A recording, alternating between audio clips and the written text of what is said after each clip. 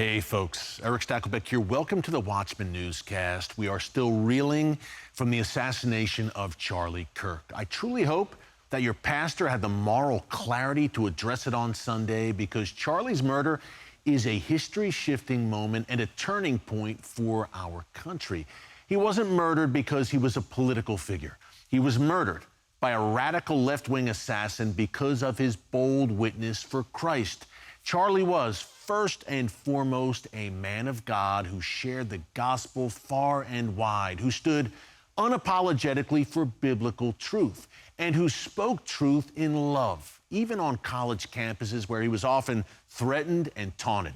Charlie died a martyr for the faith in America in 2025. Folks, we are locked in a massive spiritual battle right now. It is literally good versus evil. And I can tell you, Charlie's death and the brave and courageous witness of his wife, Erica, is going to help spark a revival in this nation, especially among millions of young people like my 18-year-old daughter who admired Charlie so much. The devil has badly overplayed his hand here. In the meantime, a big week in Israel.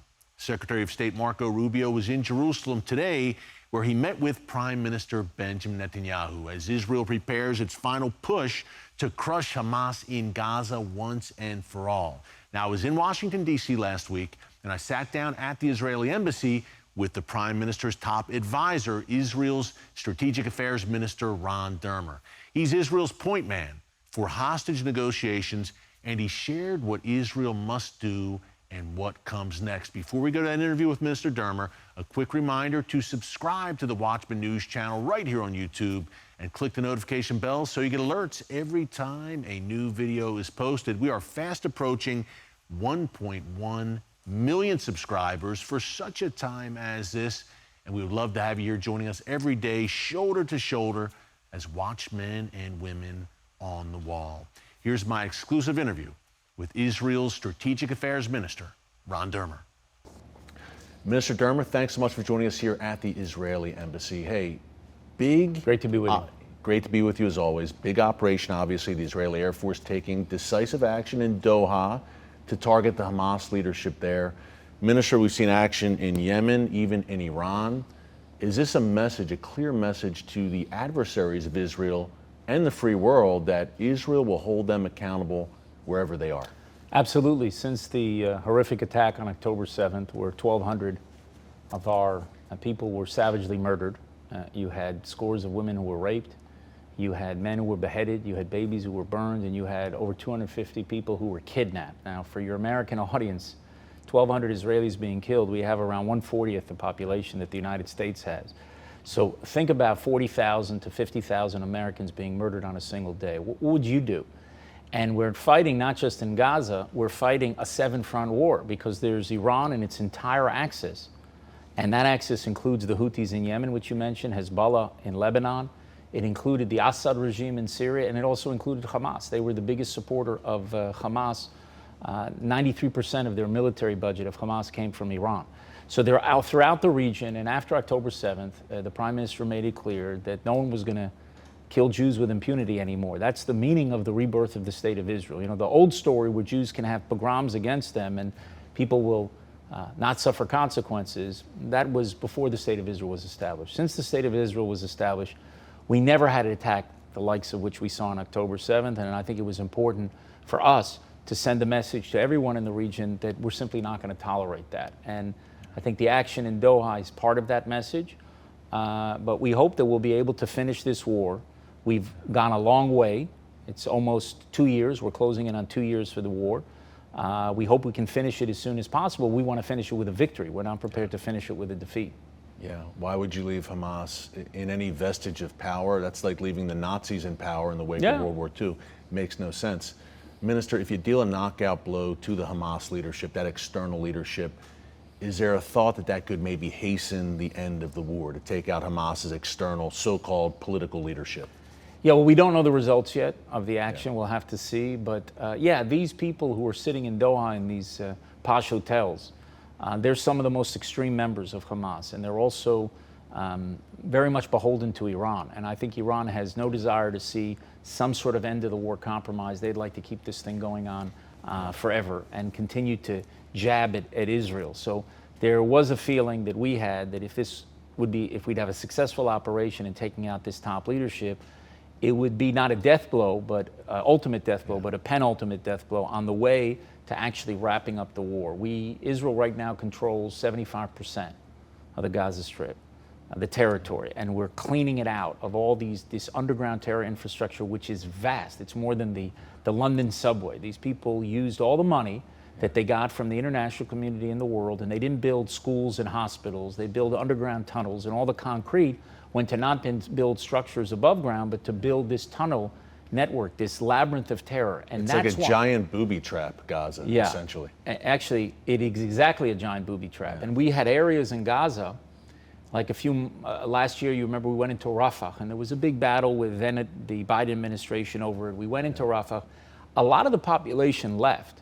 And what we found out was that Hamas had booby trapped almost all the homes and apartments there, and they were waiting for our soldiers to go into these areas and then collapse the buildings on them. And we came up with a strategy or a tactic of war where we're going to take these vehicles laden with explosives, you put them in the middle of the town, with like robots and stuff, you set it off, and then it triggers all of these explosives devices. So a lot of the destruction and devastation that you see in Gaza is actually not from Israeli munitions.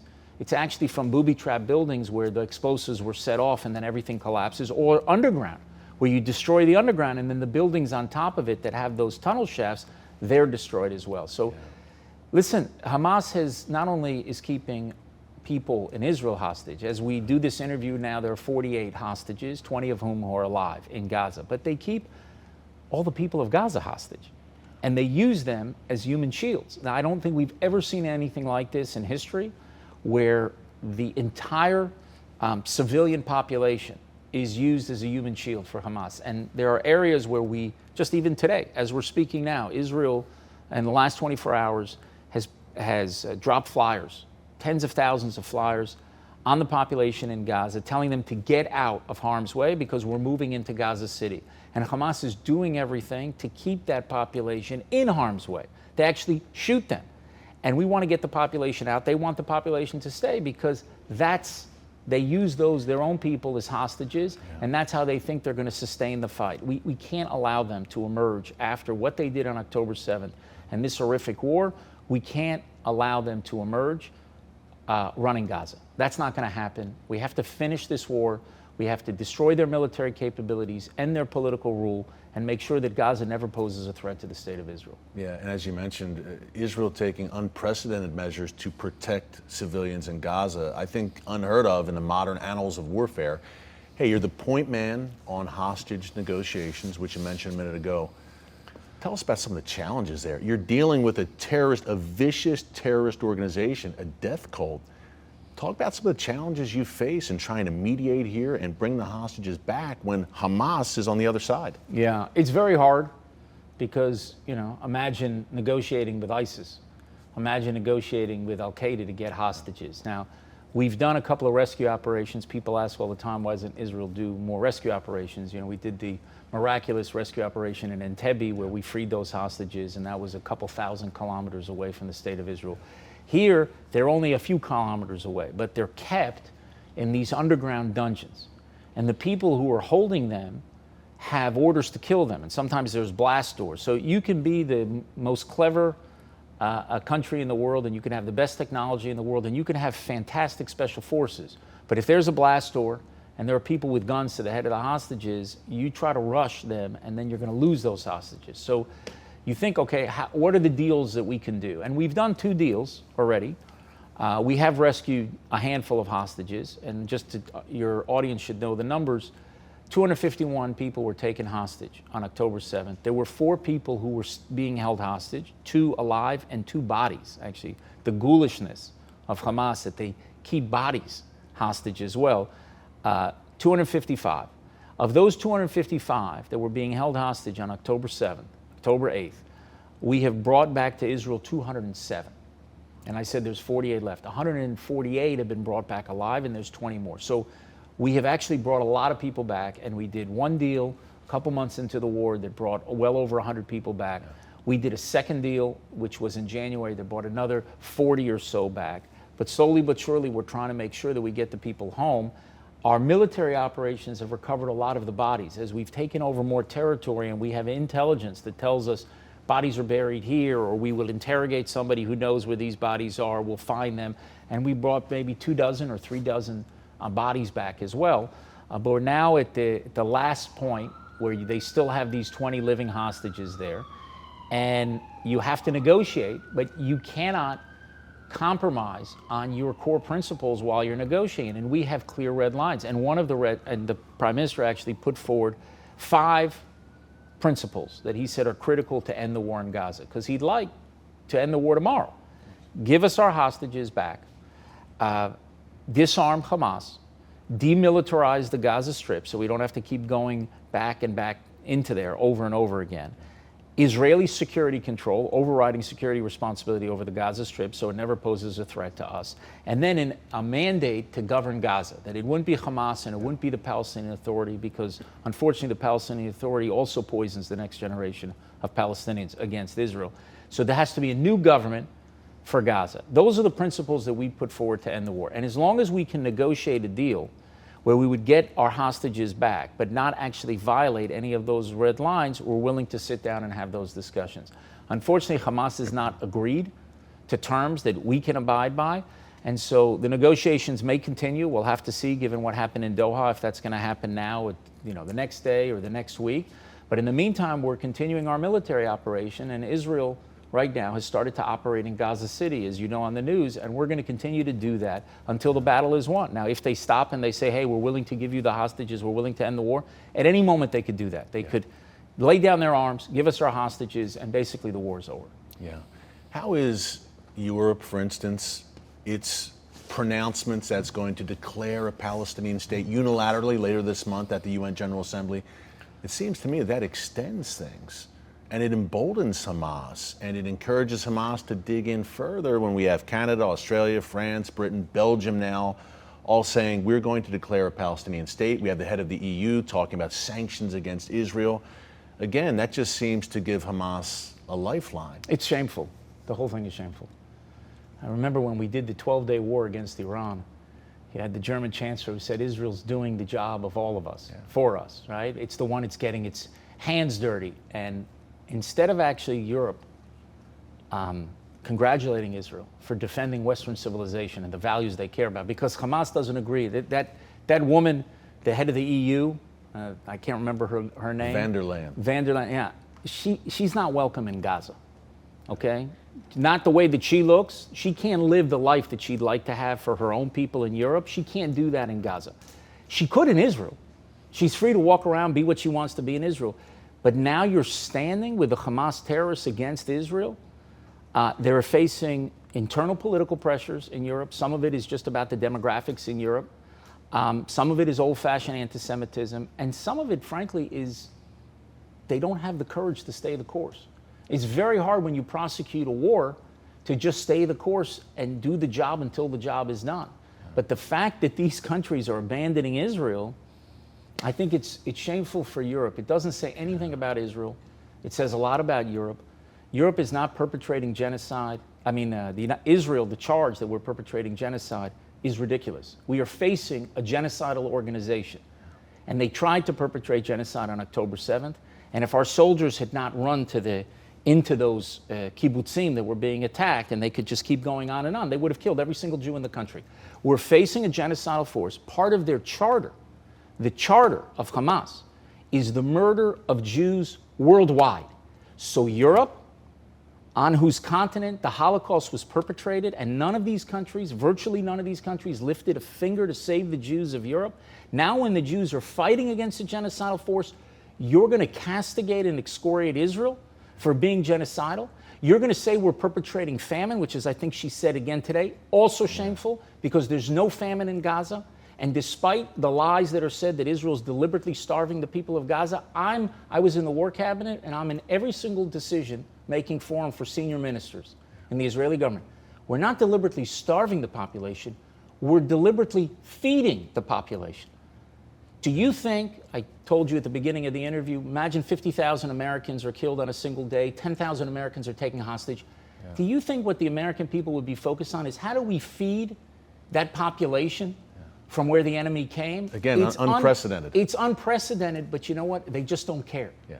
And they just condemn Israel and condemn Israel. And I think they've learned nothing from their history. Yeah. Israel is defending Western civilization, which Europe is a part of. And if they think they're going to throw Israel, into the fires, they'll what did Churchill say? The appeaser, one who feeds the crocodile, hoping that he's going to eat him last. That's what they're dealing with Israel. They should be standing with Israel 100%. And the more they stand with Israel, the shorter this war will be. Yeah. If Hamas believes that it could rally the world, and they say, well, it's not a reward for Hamas when we have unilaterally recognized a Palestinian state. Why would you possibly unilaterally recognize a Palestinian that it's a violation of the peace agreements that we have? But why would you give this reward for terrorism? So they say, well, we're not rewarding Hamas. That's not what Hamas says. That's not what Hamas thinks. What Europe is doing is turning October 7th into Palestinian Independence Day. That's what it means when they recognize a Palestinian state because of this attack. Have they reformed in any way the Palestinian Authority?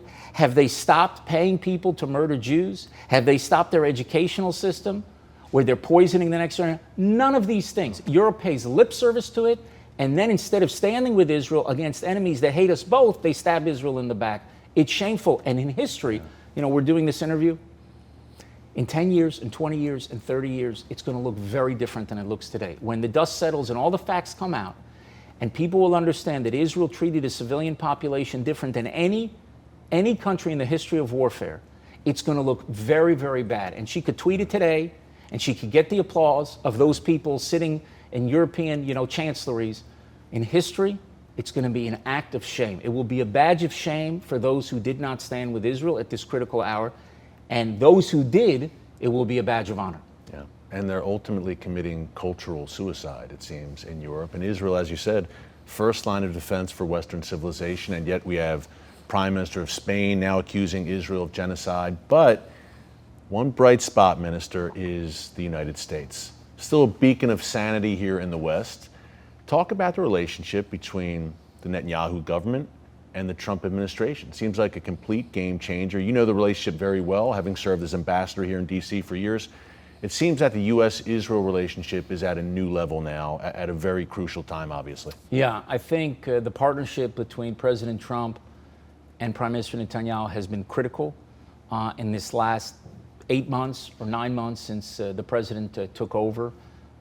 You saw what happened in Iran. I think that is unprecedented in the history of the alliance between our two countries, that for 12 days we were able to destroy and dismantle Iran's military nuclear capability, set back its missile program back probably years. And the partnership between Israel and the United States not only helps prosecute wars and military operations, it actually prevents wars from happening. Like what we did with the United States will prevent Iran in the coming years from having a nuclear weapon. The danger that would pose to the world, to Israel, to our Arab neighbors, to the United States is immense. To the world. Yeah. Key point. You know what? Preemption is very, very hard, particularly for democracies to do. Churchill used to talk about the jarring gong that hits a democracy after it slumbers. And for all of Churchill's greatness, and he was probably the greatest leader in the 20th century, for all of his greatness, he did not rally his own people in time. He came into office the day that the Germans invaded France and the Low Countries. He took over in Britain, but he was in the wilderness. He couldn't get his own people to listen to him because people were in an age of appeasement, largely after World War I. And he also tried to rally the United States and to let them understand the danger that this axis of evil at that time between Nazi Germany and Imperial Japan, that they needed to act. And Roosevelt did different things, but he understood that his people were also in an age of appeasement as well. And 90% of the American people at the time, I mean, the president's not a king, 90% of the American people just didn't want to get involved, also because of World War I. They didn't want to get involved in anything. And it was only after Pearl Harbor that the United States got involved. Now, I think that the action that was taken and the partnership between Prime Minister Netanyahu and President Trump prevents a war from happening in the future, a horrific war from happening in the future. And that's what I think true leadership is. when you can actually confront a danger before it fully materializes. You see it, your own people don't see it yet, but your responsibility as a leader is to act in that danger when it's small and to put out that fire when it's small, rather than wait for this conflagration that, now at that point everybody understands. Well, then it's too late, and it could be too late for thousands, for tens of thousands, or hundreds of thousands. That's why I think that partnership is so important. And to the extent that there is no daylight between the United States and Israel, between President Trump and Prime Minister Netanyahu, it brings peace closer. Remember, President Trump brokered the Abraham Accords with Prime Minister Netanyahu and the leader, Mohammed bin Zayed of the UAE. They forged an agreement. It was 25 years where we didn't have a single peace agreement in the Middle East. And what did President Trump do during his term? He started by recognizing Jerusalem as our capital. I mean, who would think that the Jews who have had that capital for 3,000 years, that some country would finally recognize it, but better late than never, and we appreciate that President Trump was the president who did it. He recognized Israeli sovereignty over the Golan Heights. Look what's happening in Syria today and understand how important that is. A lot of people said if he does this, he's never going to have peace. Well, guess what? By President Trump embracing Israel, by working with Israel, by confronting Iran, which he did in his first term and now at the beginning of his second term, he actually opened the space for peace. And Arab leaders came together with Israel under America's umbrella to make peace. And I believe this will happen in the wake of the war. We will win the war and we will finish the war. And I think it's going to happen a lot sooner than people think. And I think in the wake of this, I think we can dramatically expand the Abraham Accords. I think you will see a peace between Israel and Saudi Arabia. But it requires us first to have victory and for the United States and Israel to stand together. The closer we stand together, the more powerful our alliance, the greater the prospects for peace in the region and for security. This is peace through strength in real time. And Minister, we mentioned Churchill, obviously the parallels with the Prime Minister and President Trump. I think of Reagan and Thatcher as well, bringing down the Soviet empire during the 80s. Now the Iranian terror axis is being smashed in real time. There's a growing chorus of criticism, even from the right here in the United States, some segments of the right, I should say, saying, well, it's a one-way relationship. America gets nothing from its relationship with Israel. Can you talk about how this is very much a two-way street, the alliance, and it goes far beyond just intelligence and military cooperation? Look, I believe, I said it, you were probably there 10 years ago or 11 years ago. I had the privilege of being Israel's ambassador to the United States, and the first Independence Day speech I gave was in 2014. On our Independence Day, and I said Israel is going to be the most important ally of the United States in the 21st century. And that sounds like a big statement coming from an ambassador of a country the size of New Jersey, which at that time have 8 million people. We have 10 million people because we have a lot of people having kids in Israel. We're maybe the only country in the Western world that has an above replacement rate birth rate. But why did I say that? And I'll tell you. Imagine, I don't know if it's a promotion or a demotion. I make you the President of the United States, or the American people make you the President of the United States. And you can only choose one ally for the next 50 years in terms of security. Only one. And when you think about security, think about a military that can defend itself by itself so that you don't have to send your sons and daughters to fight its wars. Think about a formidable intelligence service.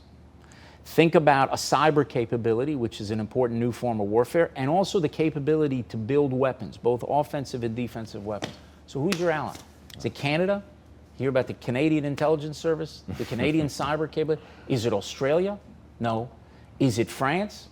Israel has a bigger standing army than France. Is it Germany? Do they have the great intelligence service, or are they building the latest offensive and defensive weapons? No, we sold the aero missile defense system to Germany. That's us. Germany. You're really down to 2 countries. You're down to Israel and Great Britain. And Israel's actually standing army is bigger than Great Britain's. I would think that we have a better Air Force. On intel, the Mossad has a reputation, but they do have James Bond in Britain, so we'll say. And some very big internal problems, by the way, in the UK right now. Yeah, but they're very good. Their special forces are good, and they are actually very good at cyber. And weapons-making capability, I think Israel's better, but those are the 2. Okay, now I'm going to give you a second question. You can only choose one technology partner for the next 50 years. One technology. The 21st century will be decided. Who the preeminent power is will be decided by who will lead the world in technological development. And it's either going to be the US or China.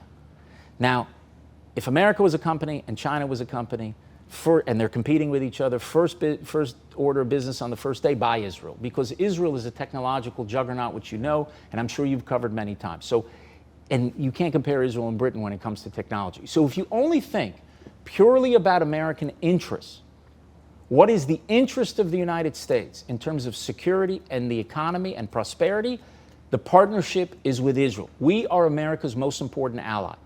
And most of the attack on Israel, it's very interesting. For about the first 60 years of Israel's existence since our sovereignty was restored in 1948, the attack on Israel was it doesn't serve the interests of the United States. Some of the things that you hear a little bit on the margins of the right today, that's what you heard for 60 years. And it was basically because of Arabs and oil.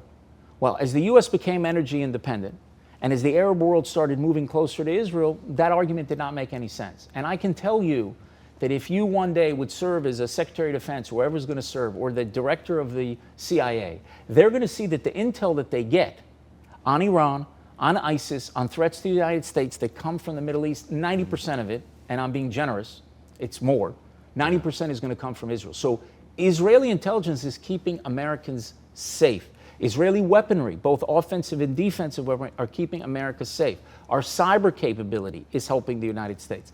And you don't have to risk, again, your own sons and daughters to send them to fight on behalf of Israel. There's no American boots on the ground. What we did right now, think about it. We took out and decapitated Hezbollah. We're fighting, and Hezbollah, they're responsible for killing the 241 Marines and for attacks against the United States all over the region as Iran's main proxy. The Assad regime collapsed. We took on Iran. We've taken out half of the Houthi regime. Who is actually helping protect American interests more than Israel around the world? So this is a critical partnership, not just for Israel, and we're very grateful for U.S. assistance and for U.S. support. But think about how much money you spent in Afghanistan and Iraq. What is it, 4 trillion, 5 trillion, 6 trillion? They say Israel, blood and treasure. Israel gets, the aid package is around $4 billion a year. And we get about $500 million in missile defense cooperation, and we get around $3.3 billion in military assistance, which is used, that money is taxpayer money that is used to buy American planes and to use them in that theater. And we've become a laboratory for the United States. And believe me, you sell a lot of planes around the world, American companies do, because Israel is showing that they're the best planes in the world. And we also have, I think, pretty good pilots. But that's what we get from the United States. And we obviously get the diplomatic protection, which we're deeply grateful for. But you spent $4 trillion in Afghanistan and Iraq. What did you get for it? That's 1,000 years of assistance for Israel. And look how Israel is anchoring the Middle East for the United States, which allows the United States, frankly, to pivot elsewhere, to focus on China, to focus on other theaters, because you have an ally like Israel. 45 years ago, Alexander Haig said that Israel, 1980, he said Israel is an unsinkable aircraft carrier in a region that's critical for U.S. interests. And that's exactly what we are. And I think the more people are exposed to not just what Israel gets from America, that's obvious. What America gets from Israel would be shocked. And they'll appreciate more and more how important this partnership is. Israel matters to America in a way that we didn't 20 or 30 years ago because of security and because of prosperity. And to the extent that you don't want to send troops to the Middle East, which I don't think you do on either side of your political divide, a country like Israel becomes more important because we can anchor stability in that region. And to the extent that you want to win that war with that economic competition with China for the 21st century, Israel is your most important partner. So I think the more people understand this, I think the stronger the foundations of the alliance will be. But states, I'll tell you, Eric, states are generally held together because of common interests. And we have those common interests, but deeper than that, we have common values. Yeah. We're the only country in the Middle East that shares values with the United States. Your Christian audience should understand, we're the only country in the Middle East that has a growing Christian population. Why? Because we're a free society. Christians used to be 20% of the Middle East. Now they're 4% of the Middle East. The only place where the Christian population is growing and thriving is the state of Israel. And you've been to Israel dozens of times. When you go there, you can feel at home. And when any American goes to Israel, they'll say, we understand this. Go to other places in the region and you're going to understand you're in a foreign land. They don't share your values and they don't share your interests. People should never forget that. It's difficult sometimes. There's a lot of public pressures on people to stand with Israel. But the more America stands for Israel, the safer America will be. Yeah, and Israel, the birthplace, the cradle of Judeo-Christian Western civilization. Hey, you mentioned the 12-day war. Talk more, Minister, about the after effects. I mean, the Iranian regime teetering right now. As you laid out, the Ring of Fire is a smoldering heap of ruins right now, courtesy of the IDF. Talk about Iran right now, the regime, the state of the regime, obviously a water crisis, energy shortages, madness on the ground there. What's your assessment of Iran right now, where they're at, and the lifespan of this evil regime? So I don't believe that Iran's regime is going to survive the 3.5 years of Trump's presidency. I think if the U.S. keeps the pressure on, I think it will fall because its people despise it. There were several instances over the last couple of decades where the Iranian people went out into the streets and they didn't get any support from, first it was President Obama and then President Biden. They just didn't want to touch it. In 2009, remember, they had the revolution. They came out into the streets. 1 million. The United States just stood on the side. In 2022, when this woman, Mahsa Amini, was murdered, was brutally murdered, the Iranians bravely came into the streets. And, you know, you have protests in America, we have protests in Israel. They don't shoot you for protesting. In those countries, they kill you. I always say, you know, one protester like in Gaza or Iran is the equivalent of 10,000 protesters in Israel because of the courage it takes. But look what happened in Iran. People poured into the streets, no support from the outside world. There will be a triggering event, that's my prediction, over the next 3.5 years. And what we need to do is keep the pressure on. We have a credible military threat, which we have. Both Israel and the United States have because of this 12-day war.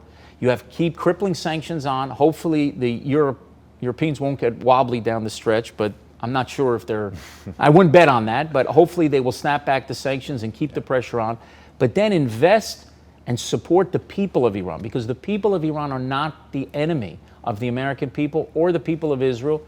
There was a friendship, an ancient friendship that goes back between the Persian people and the Jewish people. That friendship can be restored. I believe Iran will be an ally of the United States eventually when this regime goes into the dustbin of history. Maybe but a all Cyrus Accord, which some people have discussed. Yeah, I think that can happen, and I think because this action, this 12-day war, happened at the beginning of Trump's presidency in the first year, I think we now have the runway to finish this off. And it doesn't necessarily require kinetic action. It just requires keeping that pressure on. What did we do with our operation?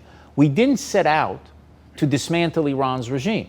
And I don't know if we can do that militarily, but our goal was they were racing towards nuclear weapons. And they were building ballistic missiles at a feverish clip. And the concern was within a few months, they would be producing around 300 of these ballistic missiles, the types you saw on television, these 1-ton sort of flaming buses going through the air, knocking down buildings in Israel. And ICBMs as well. Yeah. Which are aimed at America. And they're going to do it first to Europe and then get to America, and they'll want to put nuclear weapons on the top of it. And you don't give a regime the chance death to America. You don't give them the means to kill millions of Americans. You know, sometimes you live in a world where powers have nuclear weapons and you're forced to adjust to it.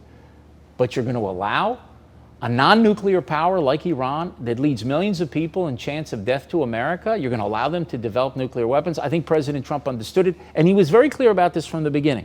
The entire time that I've known him, and I was ambassador for his first term, and I had several meetings with him in the first months of his presidency, he said, like, these guys are not getting nuclear weapons, period. And I think he was very strong about that. And what we did with our action, we dismantled their military nuclear capability. They no longer have enrichment sites. They no longer have a conversion site.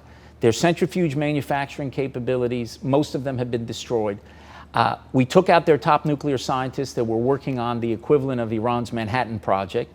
And so and also their top military leadership. So we have set them back significantly. In addition to that, we took that ballistic missile program, and we also set that back by the manufacturing capacity of ballistic missiles, dealing at a very, very heavy blow. And I think our action, combined with the U.S. action at the end with the B-2s, the beautiful B-2s, as the president says, the B-2 action to destroy one nuclear site that we don't have that bomb to destroy it, he destroyed it.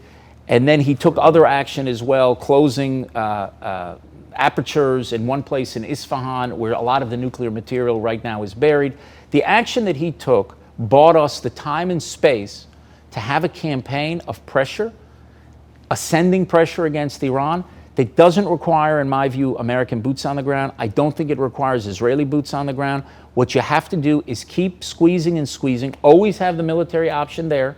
Now it's more credible than it's ever been, but invest and have faith in the Iranian people, because that's how you'll ultimately get rid of the threat of Iran, when Iran's people revolts against them. And that revolt is coming. There will be a triggering action. They can't manage their economy. You see that they're a country that has done nothing in investing in its infrastructure. You mentioned the water shortage, the electricity shortage in a country that is awash with oil and gas. They've completely mismanaged it. The people hate them. And it's very important for the whole region, because when Iran goes, the whole idea of this radical Islamic ideology having history at its back will also go.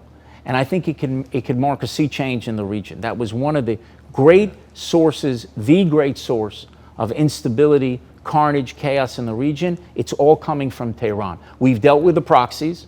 Those octopus arms of Iran look like T-Rex arms right now because of what Israel has done. But the return address of all of this is in Tehran. If that changes, the whole Middle East changes, and we move away from war, and we rapidly move towards peace. And it opens up the Abraham Accords, all sorts of possibilities. Yeah. And really, the entire free world should be thanking Israel for what it's done vis-a-vis. One last question, Minister. On a personal note, hey, you've been ambassador to the United States, Israel's top diplomat, its most crucial diplomatic position for years. Now, Minister of Strategic Affairs, very close to Prime Minister. You have a great family. Why do you do what you do? What drives you? You do it at heavy personal sacrifice. It is not an easy job, needless to say. The stakes are very high.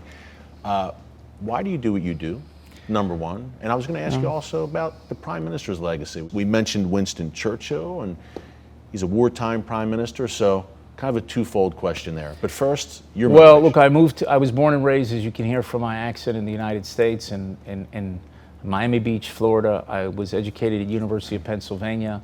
I moved to Israel when I was 25 because, and I had a connection to Israel. My mother was born in pre-state Israel, so I'm actually the son of a Palestinian, because then it says on our birth certificate, Palestine. Palestine Post. Palestine Post, because that was an area. It went from an area to becoming a nation, but at first it was an area. You talk to people in the 1930s, Palestinian Jew, Palestinian Arab. Now to say Palestinian Jew, no one would understand what you're saying. So my mother was born in pre-state Israel in Gedera, so I was connected to it. I had a grandmother who lived there. But I took a trip to Israel when I was in my early 20s, actually right after I graduated college. And it was in the 90s. And it was a time of the so-called end of history in the United States. You could not think of more boring political times in America. You had a presidential election here in 1996, and the big issues were school uniforms and midnight basketball. How would you like to live in that world? Okay, that was the 96 presidential election. And I saw in Israel a country that was a young country with all of its big decisions ahead of it. And maybe I had a naive view. It didn't work out that way, but at the time I said, well, could I help this country that not only has to defend itself, but also its very right to survive? No country's right to survive hangs in the balance like Israel. You know, when the United States does something that people think is wrong, Abu Ghraib, you remember 20 years ago, was an awful thing that happened. Nobody said America has no right to exist. If Israel is not morally perfect, it said that we have no right to exist. And it tells you something, by the way, about how the world sees the Jews and a Jewish state. It's very interesting. It's a kind of a double-edged sword, but that's for another conversation. Impossible standards, but that's another. Impossible standards, and we're held to a standard of perfection. And of course, you can never reach that standard, and Israel has to be judged based on how other countries facing similar threats would be judged, and we would pass that test with flying colors every time. But I wanted to link my fate to the fate of Israel. And that's why I moved to Israel when I was young. And I worked first with Natan Sharansky, who was the Jewish Sakharov. He was a so-called prisoner of Zion who served in the Soviet Gulag for 9 years, and he became a mentor of mine. And then I worked with Netanyahu, with Benjamin Netanyahu. And in my first meeting with Benjamin Netanyahu, my first serious meeting was in 2000. We sat for about 2 hours. And at the end of it, he said, would you work with me to prevent Iran from developing nuclear weapons? That was in 2000. That was in 2000, and I saw Iran's nuclear weapons capability as an existential danger, as a danger to the very survival of the state of Israel. Not all threats are dangers to your survival, but a bunch of radical ayatollahs sitting in Iran with their finger on a button of atomic bombs, that's a threat to a country the size of Israel, which the moderates in Iran once called a one-bomb country. We could not allow that threat to materialize. And I have worked by his side for 25 years, and I can tell you, when we started this operation, that 12-day war, that was a 25-year battle to get to the point where you put yourself in a position to thwart that danger in time. And when President Trump and the United States came over the top with the B-2 bombers, I realized that we had actually removed this existential threat. There's still dangers from Iran. We spoke about it, but this is the threat of our generation. I think it was removed, and that gives me a great sense of satisfaction, because you're right, it's a lot of sacrifice. People think, being ambassador, you're going from cocktail party to cocktail party. I can't speak for other ambassadors, but I can speak for me. It's a 24/7 job, and because of my closeness to the Prime Minister, he makes sure that I'm on call all the time. And whether you're running policy, you're dealing with everything that an ambassador would have to do, and now as a minister in the government of Israel in the most senior decision-making forums, it's very draining, and it puts a lot of strain on the family. But I was motivated by a deep sense of mission and purpose, that the Jewish people are blessed after 100 generations to live at a time when there's a sovereign Jewish state. And as much as you think it's difficult for Israel now, our grandparents and their grandparents and their grandparents going back 100 generations would have given anything to trade their problems with ours. We were victims. And you can be morally perfect when you're a total victim. And people could kill Jews with impunity. And you go from pogrom to pogrom, from place to place. We went back to our ancestral homeland. We restored our sovereignty. We restored our capacity for self-defense.